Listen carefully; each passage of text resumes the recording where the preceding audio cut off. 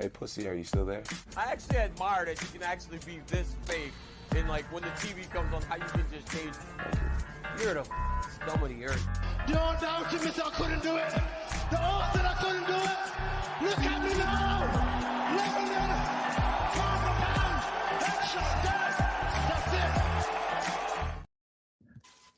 it. Let's get it, baby. Welcome into Over the Octagon podcast. We are your host, Joel, Evan, and Nick, and we are about to recap UFC Vegas 88, one of the most boring cards to date of the year. But fuck it. Happy St. Patrick's Day, boys. If you're new to this show and you've never listened to us before, make sure you subscribe to all of our channels, Instagram, TikTok, YouTube. Like the fucking videos. Tune in for the next go around because we ain't stopping until we get on top, baby. Let's go. Boys, how we feeling? Happy St. Patty's Day. Anybody drinking Guinness? Or are you drinking water over there, Mercs? Coke. Coke Zero, I guess. Water, man, definitely. Damn, bunch of sober dudes on St. Patty's Day. Look at us. Dude, I'm We're doing it. We're focused. We're locked in this year. The only Irish shit I got is my Conor McGregor shirt. Yeah, we had to. You know, I forgot green. All right. So that's all I got. And I leave got it to Nasty, the guy who represents the Irish community, fucking not wear green on St. Patrick's Day. What a loser. Yeah. Both your shirts are very cool, though.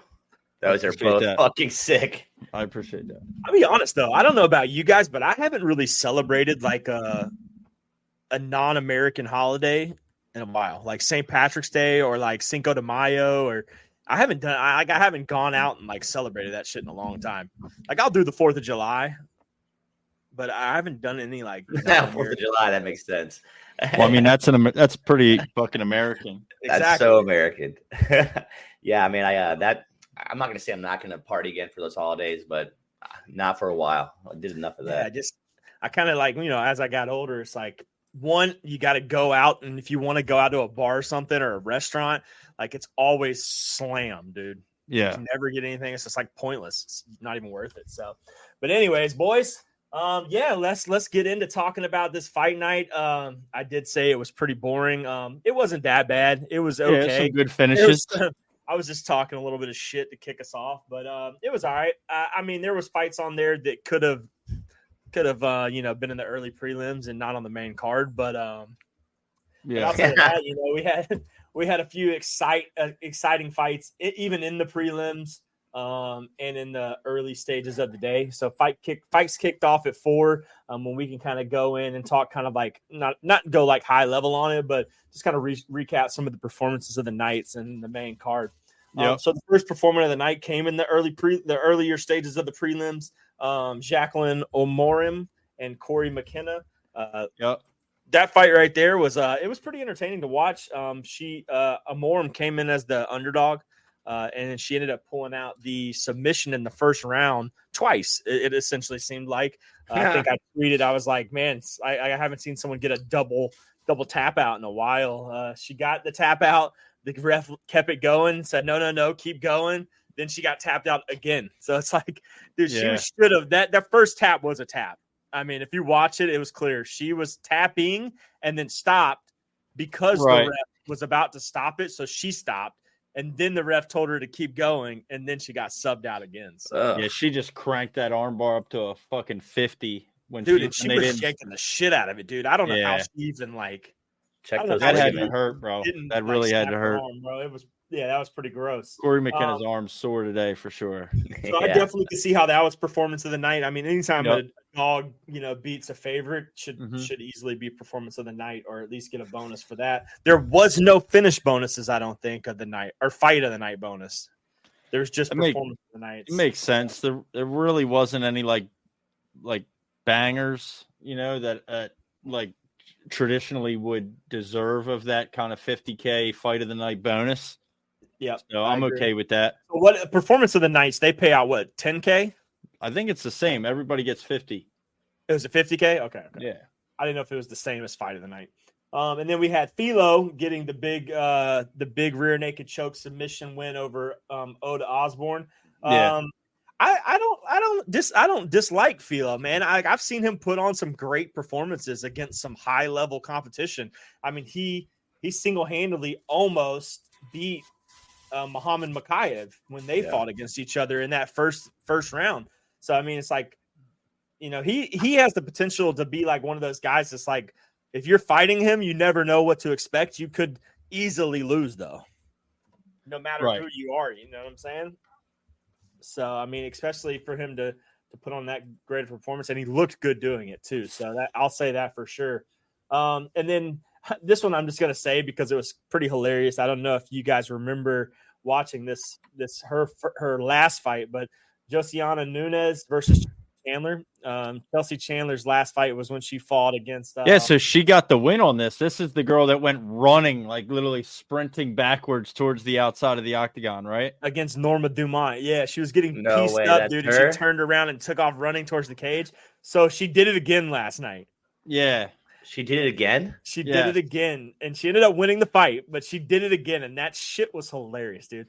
I had to tweet it. I was like, I think she may have the funniest runaway I've ever seen from anyone, bro. The second she starts getting her ass pieced up, dude, she's puts out on her fucking running boots and dips, dude. She turned the corner and took off, bro. I was like, oh, there she goes again. And I thought I may have been like the only ones to catch it. No, I was not. Immediately, Twitter started popping off talking about like, did you see that? She's at it again.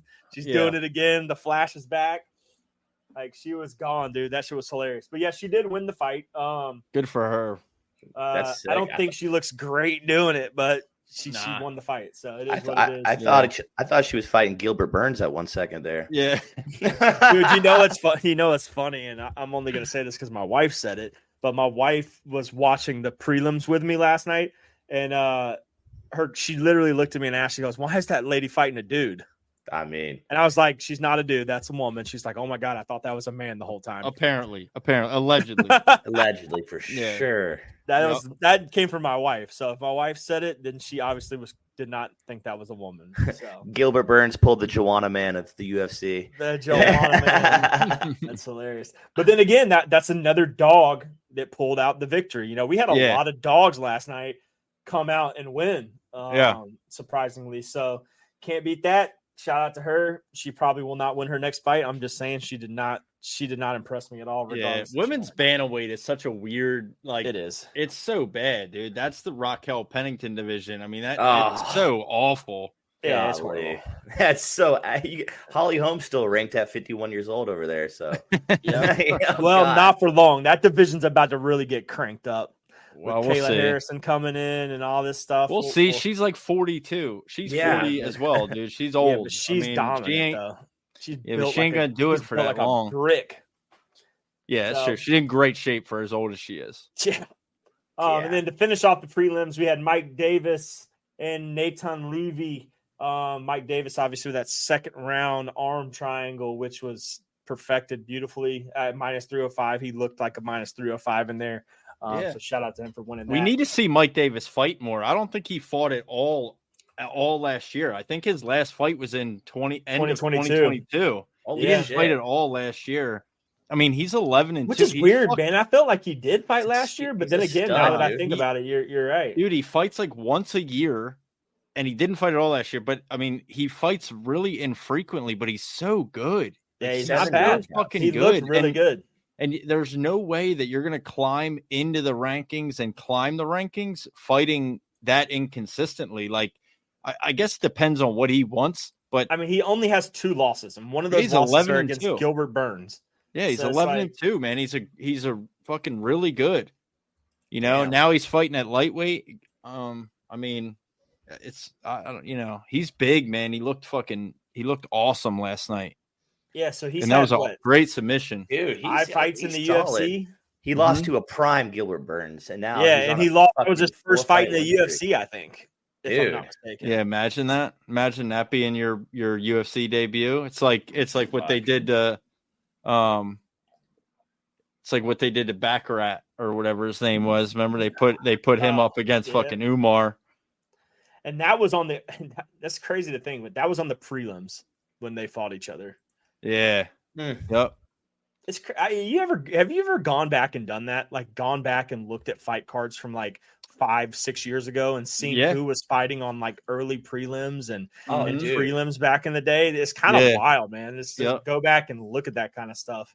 I You know. see who's fighting on these early prelim fights and stuff, and then you see who's fighting on the main card, and you're like, how the fuck were these people fighting on the main card? Like, Yeah. dude, Well, let me just read this card to you real quick. I'm gonna go from the main card. I'm just gonna tell you, and you tell me right now if this fight card got released tomorrow in the UFC, the whole entire UFC these fans would be like, fuck this, I'm never watching this shit again. All right. The first fight, the headline fight of the night, the main event, Ronaldo Suaza versus Jack Hermanson. That was the main event. Okay. Co-main was Greg Hardy versus Dmitry Smolikov. Then it was Alex Oliveira versus Mike Perry, Glover versus Ian Kutalaba, John Lineker versus Corey Sandhagen, Roosevelt Roberts versus Thomas Gifford. That was the main card. Roosevelt Roberts before he got cut. So right? If you go back through, there's like 5 names that are still in existence to the day on that card.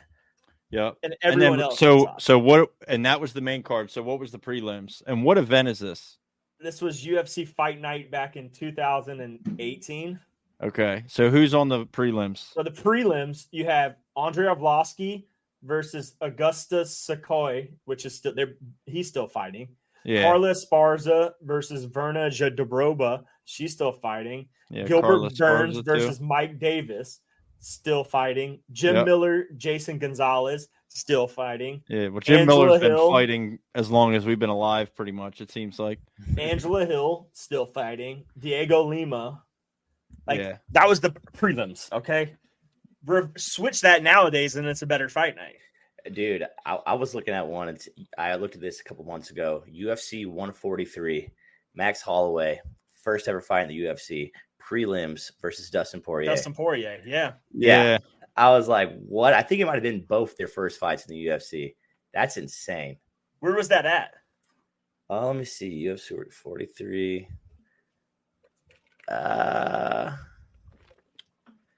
Las Vegas. Yeah, I was gonna say you probably know where Vegas. They fought right? the second time? Where? Atlanta.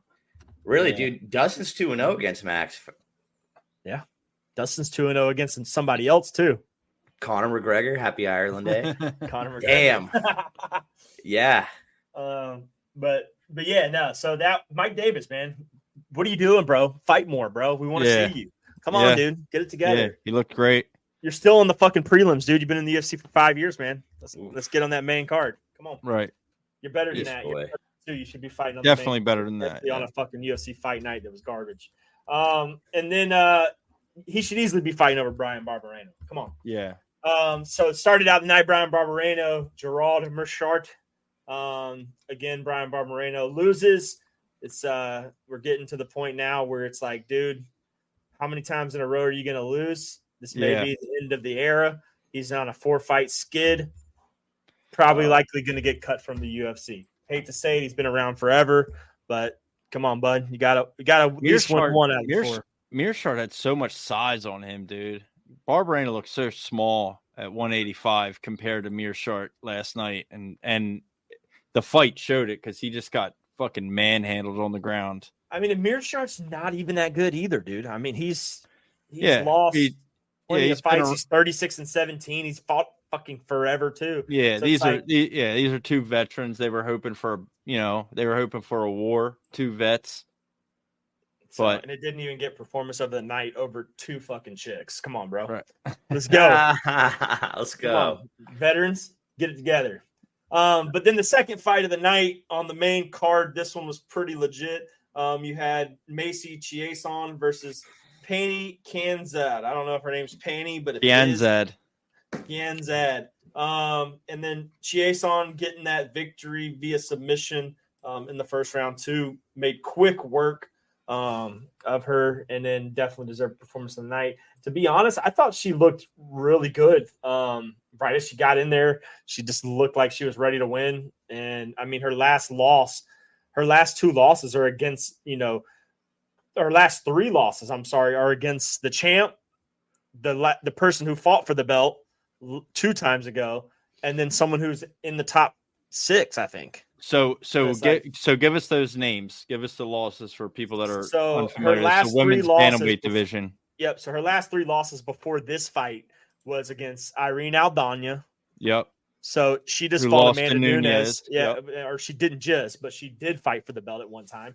Norma Dumont, who is a top 10 bantamweight, and then Raquel Pennington, who's the champ. So it's like her last 3 fights, her last 3 losses are against top 5 contenders. So yeah, I still think this division doesn't even have a champion. This division sucks. It's so bad. It's so bad, bro. I don't care. I will say this: until there's a dude. Until there's a championship fight for this division that is not the worst fucking MMA fight I've ever seen, I'll put respect on the women's bantamweight division.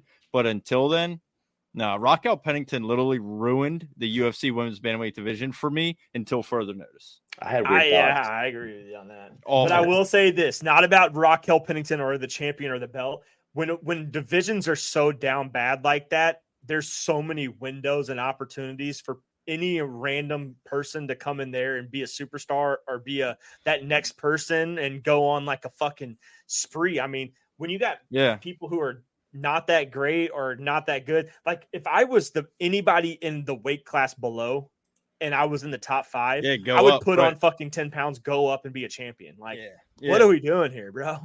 Right. Like, or if I was you know what I'm saying? So it's like, they got to figure that one out, but they definitely got to do better in that bantamweight division or it's going to be staled and it's going to end up getting cut from the fucking division again. So, yeah. And then the next fight on the card, Mr. Prospect Killer himself, C-Rod versus Isaac Bulgarian, probably the most controversial fight on the card versus for the judges. To be fair, I had C-Rod winning 1.5 rounds, and it could have easily been a draw. I think he won the second half of the second round, and I think he won the third round. And I think Bulgarian won the first round and half of the second round. So that being said, I don't hate the decision because I feel like who said it best? I can't remember who said this, but it was like if the judges based it off of how a fight should be, like if that fight would have went 5 rounds or any longer, Christian Rodriguez would have killed him. Right. Like Bulgarian was done, dude. He was out of breath. He could barely fucking do anything. Like, he might have came out strong, but he did not finish strong. And to me, I feel like that weighs higher in the eyes of how judging should be versus just judging it by the rounds. Like, it's not that way. I know, but I feel like it should be. And I feel like, because of that, they may have gave him a 10-8 round in that last round, which that was a 10-8 round. He fucking dominated him. I know. Bulgarian didn't do a single thing in the third round but get beat up, and he was gassed the whole time. There was a visual that the commentators made a note of. He was literally on the ground on all fours, just doing like this,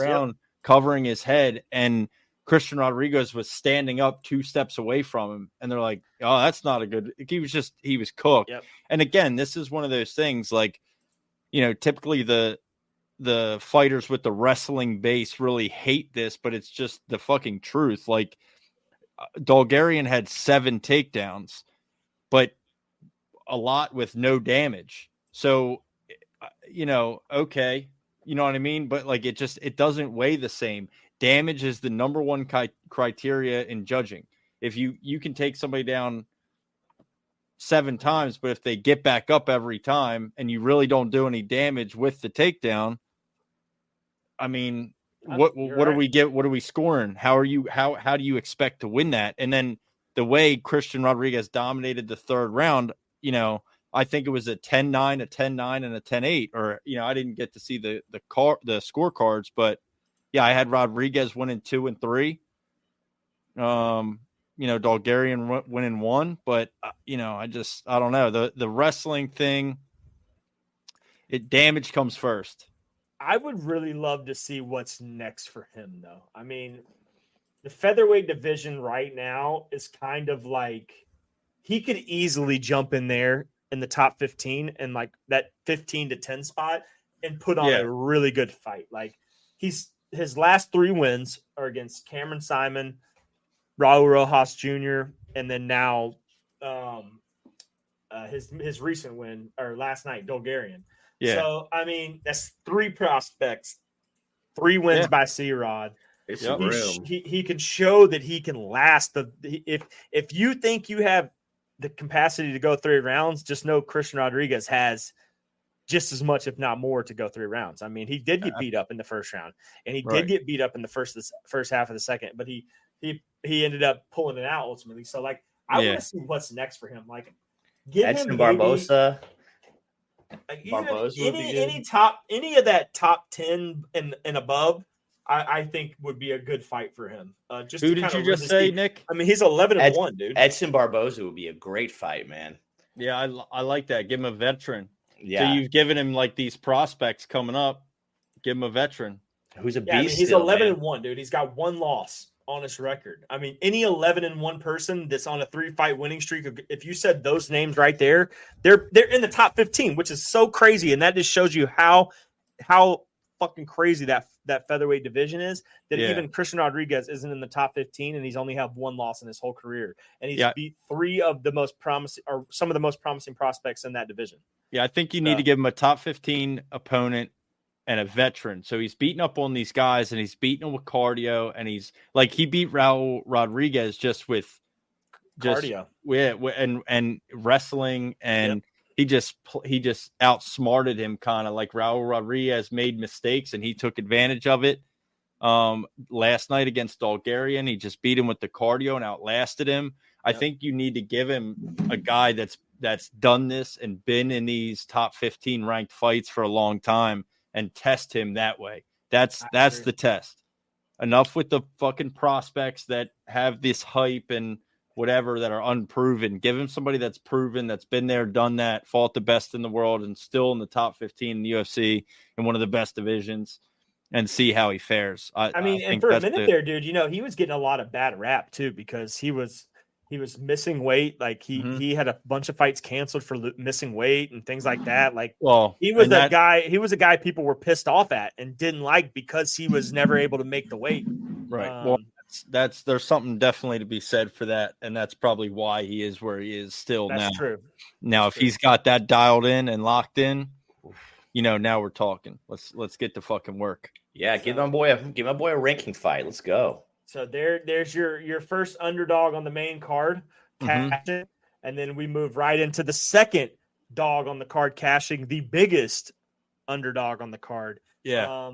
Oven St. Pruix, Mr. 40-year-old himself, coming in there and fucking beating Kennedy Nzechukwu, or however you fucking say his last name. I'm gonna butcher any last name, so fuck it. But dude, Kennedy did not look good, bro. He had this weird fucking way to him last night that did not impress me at all, man. He looked slow. He looked hesitant. They both did, though, to be fair. Really good, though, compared to compared to what? Compared to his past fights, like recently. I guess. I wouldn't be impressed with either one of these guys. Than he has in the past. Like, he's at the end. Impressed, but he's at the end of his career. Like, he doesn't really have much more. They both look like shit, in my opinion. I agree, Murky. Fuck. There was this hesitant the first 2 rounds. They were just trading 1 for 1. You hit me, then I hit you. Then we bounce around. Then you hit me, then I hit you. Then we bounce around. Then you hit me, then I hit you. It's like, fuck, man. Like, Jesus Christ, somebody do something here. Does anybody want to win this fight, or are we just going to fucking play dick tickle for 3 rounds? Like, what's going on? I'll say, yeah, you're right on that. But the fact that he was a plus 380 underdog. Yeah. Well, right. That's just impressive in itself. So, well, is it more impressive that he won the fight or that Kennedy lost? Because, like, in my opinion, more impressive that he won the fight. In my opinion, I don't think so. They both look like shit. Like, if he came out and he like fucking just beat the shit out of him, then it's like, oh, okay, yeah, he just whooped the dude that was really highly favored. Kennedy came out and like looked super hesitant, barely threw. I don't know. He ate some heavy fucking punches, dude. They're fucking light heavyweight, dude. They're 205. Every punch is a heavy punch. Like, that's what are we talking about? I don't even know how he didn't get knocked. This was like arguably the worst fight on this entire card. This shit was gay. I'm glad I cut them both. Fight, so I was like, And Kennedy had some hype behind him, but then he's coming off a knockout loss too. So I would not say cut OSP simply because he won the fight and he was the biggest dog on the card. Like that, fuck it, dude. I mean, if you win, He's you're that 40 big of a years dog. old, dude. I know that. And he's gonna cut himself, obviously, because he's That's my point. My point. What are we talking about right now? He won the fight. It doesn't matter. He won. Who cares? How does it? How no one cares. Fight? But I'm just right. saying he point. won the what fight. What are we talking about? Damn, Murky, let me fucking say anything card, about it. Dude. He won the fight. It wasn't the worst fight on the card, but he did win the fight. Pretty and close. He was the biggest fucking dog on the card, which is impressive to me. So gets my credit. And then now we get into this bullshit. Bryan Battle versus Ass Loose. Anjay Lusa. Yeah, Anjay, my pussy's loose. Do you guys like Bryan Battle? Are you guys fans of him? I do fucking now. Yeah. Okay, cool. Talk to me. I can't lie, man. For watching up his past few fights, I mean, he's very calm. He's very collected. I like him. Did I think he was like, holy shit, impressive? Not like, yeah, he's good, but his fighting style is very different. He's just very calm when he fights. But this fight, he was beating the shit out of him, dude. And this guy took the coward way out. And if anybody doesn't think so, you're just wrong. The eye poke was a bare minimum eye poke at best. And then the fact that he says, I can't see. And then when he starts getting called a pussy or a bitch, then he wants to say, I'll fucking beat you up. I'll fight you now. Like, and then Bryan Battle says, like, what? You want to fight me now, but 2 seconds ago you couldn't see? Like, come on, bro. Come on. Yeah. Cut this dude from the UFC, dude. Yeah. Get him out of here. Yeah, I got no respect for that. When I watched that live last night, I was really excited for this fight, to see Bryan Battle do work. He was doing work. He looked fantastic. Cardio is awesome. It looked like he was pushing the pace a little bit more. I mean, he did just have a first round knockout in 14 seconds back at UFC Charlotte. That dude's a beast that knocked him out, man. And I forget his name. He's like some Russian or what the fuck is that? Well, remember that fight? The guy came in fucking throwing haymakers, just throwing crazy wild punches. Yeah, he got Bryan Battle back up against the cage and Battle just chin checked his ass. Yeah, but so I was excited, but dude, these welterweights that are 5 foot 8 inches tall and are built like little bowling balls, you don't have the attributes, man. Like you're going against these guys that are not small. They have fucking power. Like you just don't have the attributes to compete with them. And like any good fighter that's able to maintain the distance is just going to beat you up the whole time. And that's what Bryan Battle was starting to do last night to Lusa. And I think Lusa's game plan was to wrestle, which would have been smart, right? And he tried in the first round, and Bryan Battle easily shook him off. And I just think he was stronger than Lusa thought. Battle was stronger than Lusa thought he was going to be. He knew his game plan wasn't going to work. All the striking exchanges, he was losing. He was losing everywhere. He knew he was going to lose the fight. It was a legitimate eye poke. He took a thumb in the eye. I'm not gonna say anything bad about the actual eye poke itself, but I even thought, and I was tweeting at Joe Giannetti last night when he was watching it too. Like I immediately thought that he was playing it up before they even called the fight. Just the way that he was acting, like his eye wasn't red. There was no mark on his eye. There was, they gave him a cold press. They said, "Oh, keep that on your eye," like whatever, all this stuff.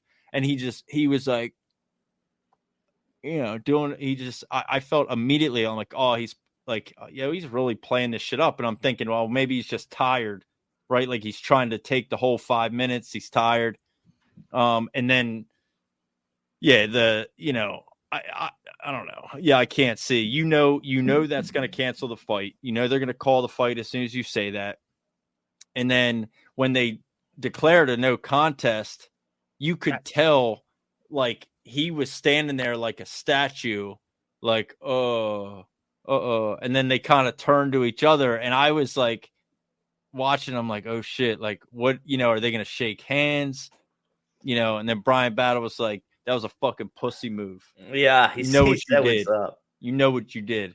Did any of you guys My get a chance? my favorite thing he said, he was like, "I was whooping your ass." Yeah, I was whooping your ass. He was. He What was did- whooping his ass. What did Michael Bisping say to him? Do you guys know what it was? I don't know, but No. that shit was funny. Michael Bisping got caught in 4K again. He's getting caught a Yeah. lot lately, man. He's getting caught in 4K, dude. Michael Bisping's been getting caught forever since the beginning of time, shit's since the hilarious. internet, dude. I think Michael he went up Bisping- to him and was like, Yeah, that "If was you were bullshit. beating his ass. That was Yeah. bullshit." And Yeah, Brian he's a Battle started pussy. laughing, and he was like, "Yo, back up, camera, back up." Yeah.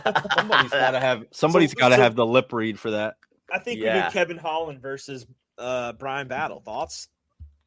Wow. Yeah, I like it. Damn, that's good. Because Kevin Holland, man, you got to do something.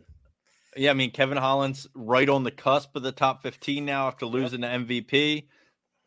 I think, I hope anyway that the UFC can look at that fight last night and go, okay, Brian Battle's better than this. Yeah, Like I we agree. can give it a fucking no contest all we want, but that was going to be a win.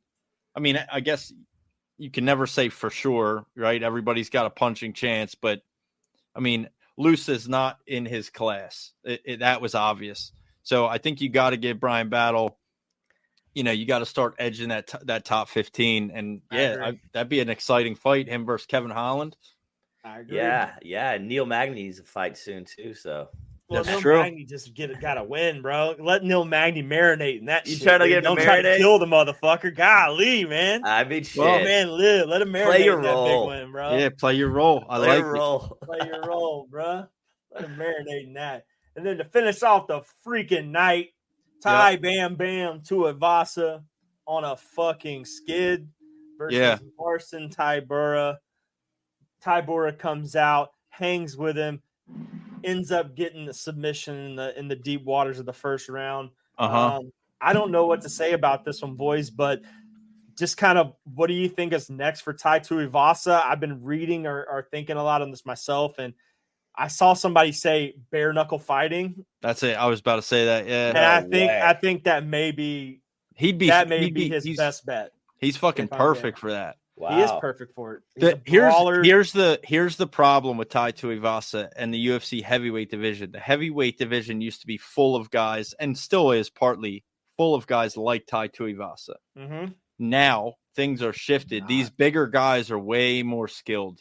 It's not like it used to be where you're just gonna stand and bang and who gets knocked out first type deal. You got these guys that have wrestling, that have jiu-jitsu at fucking 260 pounds. It's nuts. And Tai Tuivasa, I don't know how he doesn't at this point in his career.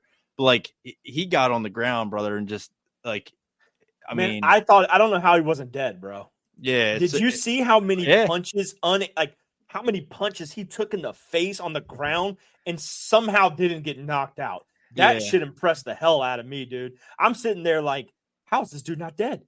Dude, Tybura was beating the shit out of his face on the ground. Yeah, bro. I was more. He really had that choke locked in for a long time. Stopped it. It was deep, but he was still breathing. So there must have been some kind of space there.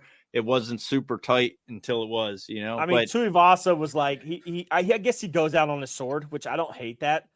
Yeah, Do I like think that. it's stupid on some ends? Yeah, because I mean, obviously, dude, if you're willing to risk I guess you get in there knowing what you're getting into. But yeah, he held out for it, and yeah, I mean, I don't know what's next for him. Bare knuckle would be sick. How about we do this, boys? Let's put him in bare knuckle. Let's let bare knuckle fighting re-sign Greg Hardy, and let that be his first fight in bare knuckle. Yeah, just have him end Greg Hardy again. Yeah, let's just finish Greg Hardy. He's going back to the he WWE. He landed. Umaga. Umaga, send him back to the WWE. Tai Tuivasa. He would be he would honestly be a good WWE. Imagine a wrestler. frog splash from him, dude. Yeah, he's got great personality for it. He does. He's a shoey guy. Imagine everybody in the WWE doing shoeys while he's walking out. Fuck, we're onto something, boys. I think we may have call call Triple H. Umaga. with the That's reincarnated so sick. version of Umaga. Dude, that's him. I like That's it. him. But yeah, boys, that was UFC Fight Night Vegas 88. If you're this far in the video, we appreciate it. Like we said in the original, don't forget to like the video. Don't forget to subscribe to the channel. If you're not, show the boys some love. Like I said, we got a lot of things coming, so keep posted. I know we got to get through this 3 or 4 fight night skid to get to UFC 300, but we just got to hold out, boys. Hold out strong, and we'll get through it. We'll keep y'all entertained in the meantime. So we'll catch y'all on the next episode. Next episode, stay tuned. We'll be doing announcements for this past week and preview for this UFC Vegas 89 coming up. So Rebus stay versus tuned. Namajunas. Stay tuned, and don't forget to skip over to the next video and do the same things as we've said before. We'll catch y'all on the next one.